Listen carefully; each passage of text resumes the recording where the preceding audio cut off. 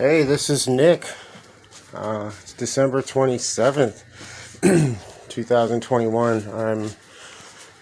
I've come to the conclusion that, I spoke about having what I thought was a supernatural experience at length, and I've decided that it's really, I want to find out how it naturally happened, because if it happened, it has to have a natural explanation, but it doesn't matter to me anymore if it was supernatural or not, or whatever, whether it was from gods, like how they're described in the holy books, as being undescribable, or if it's explainable, in regular, concrete, ordinary terms that we can all understand. Like that's just an intellectual pursuit at this point.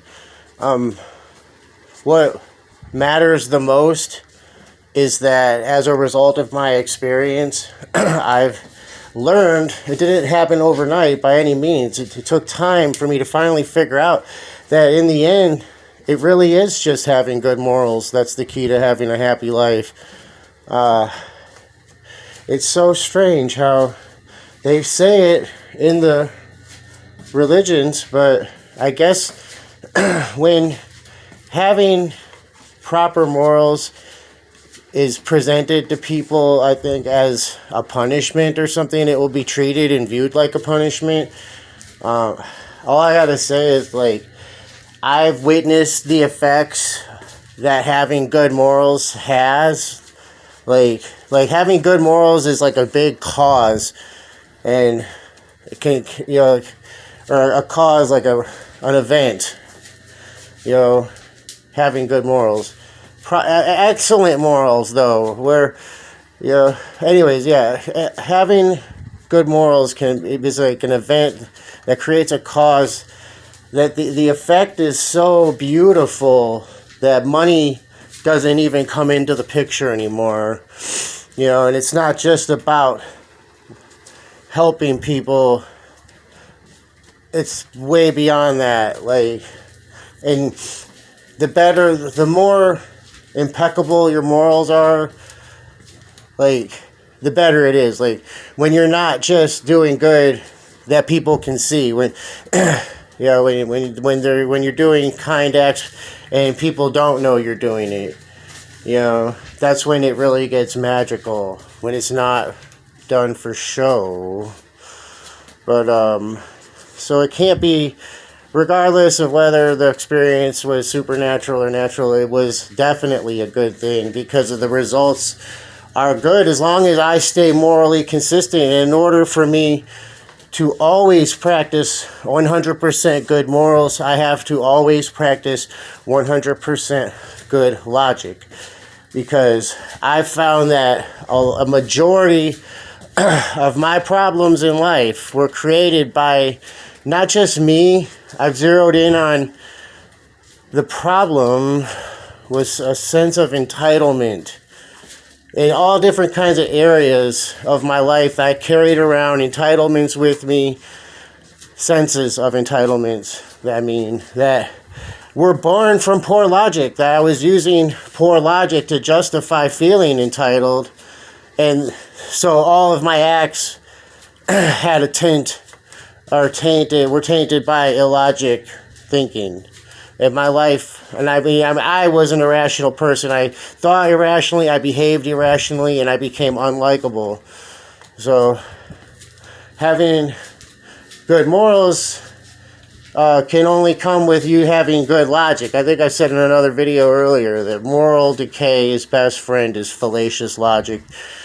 Somebody can justify doing anything based on twisting their logic they use to preserve self-justification.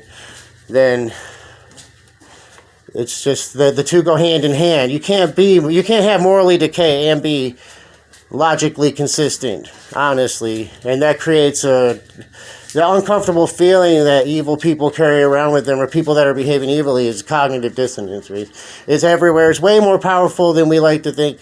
In the debate groups, we mainly talk about cognitive dissonance as far as beliefs go, but actions are a big deal.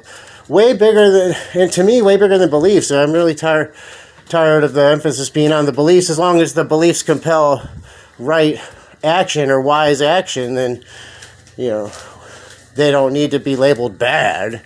You know what I mean? Just maybe even if somebody like believes in the religion they were born into, as long as they're behaving, with good morals and enjoying their life and not being a detriment to society, not being a drain on society's resources, then they let them have that. Like, don't tell them they're wrong if you agree with them. Don't throw a debate at these people if they're just trying to be happy. But this is another thing. I mean, if that's your case, don't go. If that's what you want, don't go into a debate group because they're in there to fight. Like, so unless you're arguing that, hey, my moderate belief provides me happiness, and you want to debate about that, that's fine. You can debate about the merits of that position, but if you don't really know that God exists and you just believe in it, like, just in case, well, whatever, okay, you know what, that's fine. I used to be like, oh, it's like the worst thing in the world. But just whatever, man.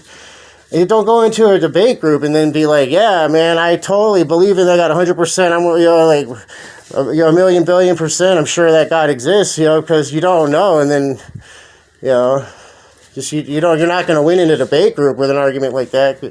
Anyways, or if I 100% know he exists and it's just a feeling and I have no logic or evidence or arguments or reasoning to back it up, that's not going to fly in a debate group. You know what I mean? That's why I kind of like debate groups, because they have some standards somewhat, but it's just like nobody's learning anything anymore. Everyone's just being insulting. And I was that too. That's why I'm doing this, because I'm rising above that. I don't want to be in those types of unhealthy communication atmospheres. So, yeah, anyways, that's what it is. I believe that having a higher power that demands 100% morals. Everyone's like, oh, God, good morals. I can't do that. I can't be morally consistent. Like, I just can't. Like, no, you really can. It's not as hard as people say it is. I know we all fall short of the glory of God, but to me, that's not the best verse to hold on to. Because that's what I heard the most from people that were morally transgressing, is that part in the Bible isn't meant for people to just do whatever they want. And that's what's one of the good things about the Bible is you can tell what kind of indication, it gives you an indication of what kind of character the person has by what verse they're promoting in the Bible. And that's another thing as far as inconsistent logic goes. I mean, if you can use the Bible to justify one thing, what about the part of the Bible that goes against that thing? That's kind of how the Bible works too, is there's enough mixed messages so anybody can really use it to justify doing almost anything. So, when people use the Bible, they automatically think, oh, they're being righteous because they're using the Bible. But no, not quite. The Bible's giving your interlocutor an indication of what type of character you have and how consistent your logic is. And,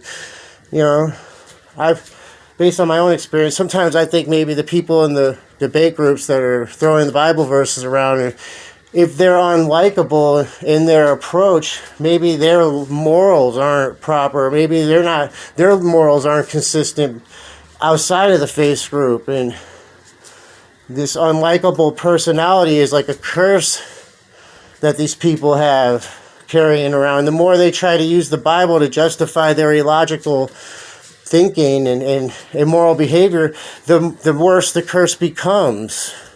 And that's why they're so unlikable. Who knows? Maybe. It could be, right? What's wrong with having the ability to think of these scenarios? It's to me, it's the finest thing in life. And it goes hand in hand with that having proper morals and just being consistent in all areas of your life. All right, have a good one.